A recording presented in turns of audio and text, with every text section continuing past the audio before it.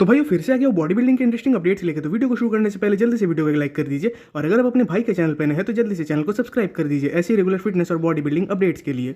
तो भाई आज की वीडियो की शुरुआत करते एक बिल्कुल ही अलग टॉपिक से। हालांकि मैं सोच रहा था कि इसके पहले कि मुझे इस टॉपिक को कवर करना चाहिए भी या नहीं, क्योंकि एक्चुअली शायद ये काफ़ी लोगों के लिए एक सेंसिटिव टॉपिक हो सकता है एंड इसीलिए मैं इस टॉपिक के ऊपर बात करने से पहले थोड़ा नर्वस फील कर रहा था। बट अगेन ये मेरा काम है कि आप सबको करंट अपडेट्स देते रहना। तो अगर बाई चांस इस टॉपिक के रिगार्डिंग या मेरे किसी स्टेटमेंट से आपके सेंटिमेंट्स हर्ट होते हैं इस वीडियो में, तो उसके लिए मैं पहले ही माफ़ी मांग लेता हूँ, क्योंकि एक्चुअली मेरा ऐसा कोई इंटेंशन है ही नहीं कि मैं आपके सेंटिमेंट्स को हर्ट करूँ। बट आप भी समझते हो कि ये मेरा काम है तो इसीलिए कवर करना पड़ रहा है।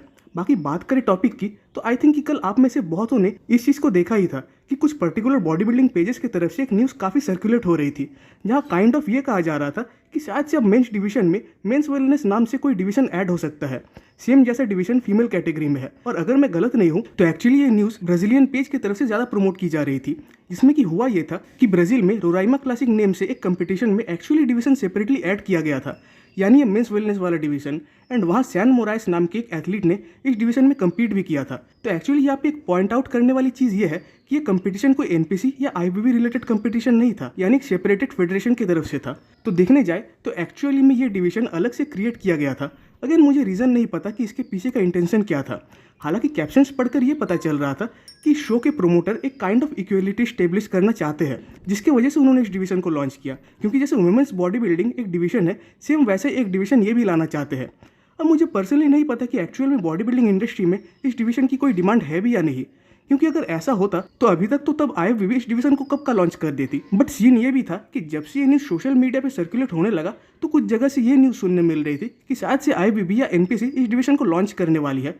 बट यहाँ मैं तारीफ करना चाहूँगा टाइलर मैनियन का, जिन्होंने इस न्यूज़ के कुछ घंटे बाद ही अपने तरफ से एक स्टोरी पोस्ट किया, जहां उनका साफ कहना है कि वो फिलहाल किसी न्यू डिवीजन को लॉन्च नहीं करने वाले। इवन जब तक आपको उनके ऑफिशियल पेजेस की तरफ से कोई नोटिफिकेशन नहीं देखने मिलता तब तक आप फेक न्यूज़ पे बिलीव मत करो।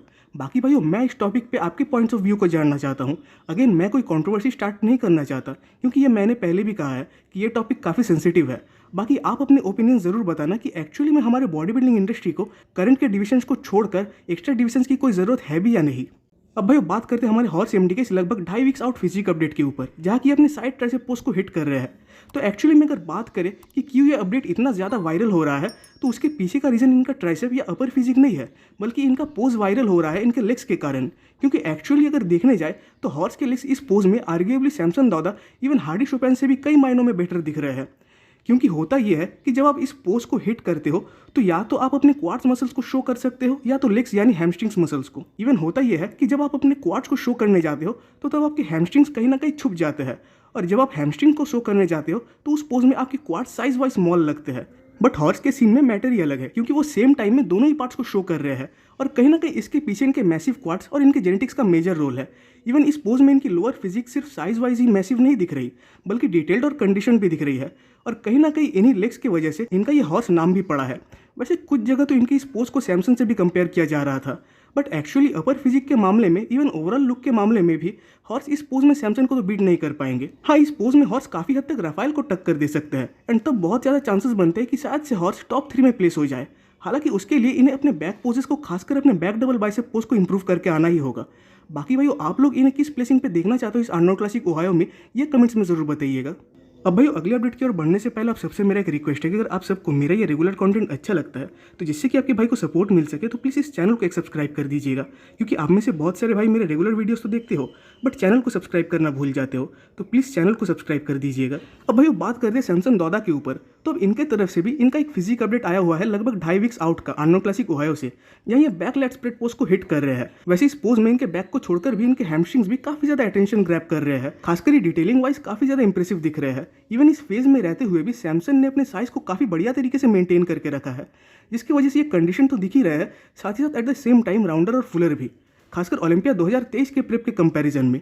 इवन मेरा तो मानना है कि इस आर्नोल्ड क्लासिक में सैमसन साइज वाइज सबसे बिगेस्ट बॉडी बिल्डर रहेंगे, जिसका कि एक एडवांटेज कहीं ना कहीं सैमसन को मिलेगा हार्डी के अगेंस्ट। बट अगेन कंडीशनिंग के मामले में सैमसन हार्डी को तो शायद से बीट नहीं कर पाएंगे। तो इस चीज़ को मैंने पहले भी कहा था कि अगर इस शो की जजिंग लास्ट टाइम जैसी होती है, यानी कंडीशनिंग की जगह शेप और स्ट्रक्चर को ज़्यादा प्रायोरिटी मिलता है, देन अगेन सैमसन इस साल भी जीत जाएंगे, क्योंकि लास्ट ईयर भी सेम इसी रीज़न की वजह से निक वॉकर सैमसन से बीट हुए थे। बाकी भाइयों आप एक्चुअली में किसको जीतते हुए देखना चाहते हो, ये कमेंट्स में ज़रूर बताइएगा।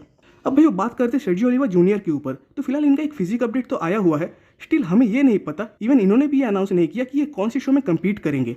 हालांकि इनके करंट लुक को देखकर ऐसा लगता है कि ये काफ़ी जल्दी ही कम्पीट करने वाले हैं। बाकी इस बात में तो कोई शक नहीं है कि ये प्रेप सर्जियो के लिए गेम चेंजर बन सकता है, क्योंकि करंट में ये नील हिल और डोरियन नीट्स के गाइडेंस में है। और आई थिंक अब ये जो गाइडेंस है ये उनके ऊपर काम करना चाहिए, क्योंकि लास्ट कुछ टाइम से तो इनका लक एकदम ही खराब चल रहा है। जहाँ की 2023 कैलिफोर्निया प्रो में भी इनकी ना ही फिजिक अच्छी थी और ना ही प्लेसिंग अच्छी आई थी, बट इस बार तो सर्जियो एकदम 100% फोकस्ड है। एंड मेरे अकॉर्डिंग शायद से वो आर्नोल्ड क्लासिक ब्राजील या न्यूयॉर्क प्रो जैसे शोज में कम्पीट कर सकते हैं। अब भाई बात करते हैं निक वॉकर के ऊपर। तो फिलहाल इनकी तरफ से इनके 14 वीक्स आउट के कुछ फिजिक अपडेट्स आए हुए हैं न्यूयॉर्क प्रो से। वैसे इस बात से तो आप सब एग्री करेंगे कि इस शो को जीतने के लिए निक को अपने 100% के साथ भी आने की कोई ज़रूरत नहीं है, क्योंकि एक्चुअली निक का जो साइज़ है, जो फ्रीक फैक्टर है, जो कंडीशनिंग है, वो इस लाइनअप में बाकी बॉडी बिल्डर्स के मुकाबले फार बेटर है।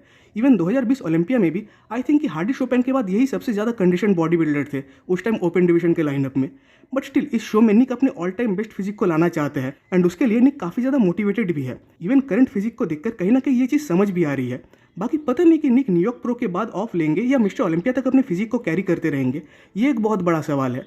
वैसे 2023 का सेशन इनके लिए तो काफ़ी बुरा सेशन था, बट इस 2024 में आई थिंक इन्हीं एक हिस्टोरिकल कमबैक तो करेंगे ही, साथ ही साथ ओलंपिया में भी हायर प्लेसिंग्स पे आएंगे। अब भाई वो बात करते हैं एंड्रयू जैक्ट के ऊपर। तो इस साल डेफिनेटली हम इनको काफ़ी सारे शोज में मिस करने वाले हैं, खासकर आर्नो क्लासिक में तो करेंगे ही, बट एक्चुअली ये ऑफ इनके लिए काफ़ी नीडेड ऑफ सीजन था, क्योंकि एक्चुअली ये 2022 में जब से प्रो बने थे तब से लगातार कम्पीट किए जा रहे थे, एंड उसके बाद से अब जाके इन्होंने एक्चुअली में ऑफ सीजन लिया। वैसे माना कि इनके फिजिक में फिलहाल साइज की और मास की कमी है, स्टिल इसके बावजूद एंड्रयू ओलंपिया में टॉप 5 कैंडिडेट प्लेस हुए थे इस साल, जो कि इनके पोटेंशियल को प्रूव करने के लिए काफ़ी है। इवन ये चीज़ ये भी बताता है कि फ्यूचर में ये भी मिस्टर ओलंपिया बनने का पोटेंशियल रखते हैं। इवन फ्रंट पोजेस में तो कुछ गिने चुने ही बॉडी बिल्डर्स हैं जो कि इनको बीट कर पाते हैं, बट जब बात आती है बैक पोजेस की तो ये उसमें बीट हो जाते हैं। तो डेफिनेटली इन्हें अपने बैक को तो इंप्रूव करना ही पड़ेगा। बाकी फिलहाल तो इनका एज भी 38 साल का है, तो देखने वाली बात होगी कि एंड्रयू इस एज में आके कितने ज़्यादा इंप्रूवमेंट्स कर पाते हैं। अब भाई वो बात करते हैं रेमन डिनो के ऊपर। तो as a classic physique body builder Ramon currently यानी 3 वीक्स आउट में जिस साइज के साथ चल रहा है वो अनबिलीवेबल है। और इस चीज़ से एक बात तो पता चल रही है कि इनकी फिजिक ग्रो होना चाहती है, बट वेट कैप की वजह से वो ग्रो नहीं हो पा रही। इवन वेट कैप इंक्रीज होने के बावजूद इनको उसके अंडर आने के लिए काफ़ी स्ट्रगल्स करने पड़ रहे हैं, और शायद से आने वाली ईयर्स में वो स्ट्रगल और इंक्रीज होने वाले हैं। बाकी इसके बावजूद रेमन इस डिवीजन में काफ़ी इंप्रूवमेंट्स कर रहे हैं। इवन इस चीज़ को तो क्रिस भी एडमिट करने लग गए हैं, और कहीं ना कहीं इसी रीजन से उन्होंने 2024 ओलंपिया के रिगार्डिंग एक्शंस भी लेने शुरू कर दिए हैं। बाकी इस आर्नो क्लासिक में तो रेमन आसानी से जीतने वाले हैं, क्योंकि करंटली इनको बीट करना इस लाइनअप में किसी भी बॉडी बिल्डर के लिए पॉसिबल नहीं है, जब तक कि रेमन खुद एक ऑफ फिजिक के साथ नहीं आ जाते, एंड जिसके चांसेस भी काफ़ी कम है। अब भाई बात करते हैं विलियम बोनैक के ऊपर। वैसे इस साल ये अपना कमबैक करने वाले हैं, एंड करंटली उन्होंने उसी रिगार्डिंग कुछ फिजिक अपडेट्स भी पोस्ट किए हैं। हालांकि र्यूमर्स तो ये है कि शायद से ये आखिरी ईयर है जब विलियम लास्ट टाइम कम्पीट करेंगे, और जिसका एक मेजर रीजन बताया जा रहा है उनका एज।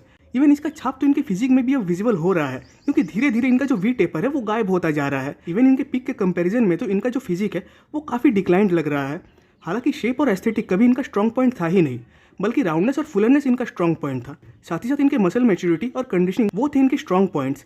इवन लास्ट कुछ टाइम में इनका जो फ्रेम है वो भी काफ़ी ब्लॉकी हो गया है, जिसके कारण इनकी प्लेसिंग और गिरी है। अब बात करें रिटायरमेंट की, तो 2023 आर्नो क्लासिक के बाद ही इन्होंने एक इंटरव्यू में इस चीज़ का हिंट दिया था।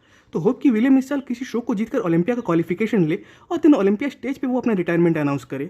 अब भाई इसके लास्ट अपडेट में बात करते हैं कियोन पियर्सन के ऊपर। तो ऑफ सीजन में ये अपने साइज को तो ग्रो कर ही रहे हैं, बट साथ ही साथ अपने शेप, अपने कंडीशनिंग को भी काफ़ी बढ़िया तरीके से मेंटेन करके चल रहे हैं।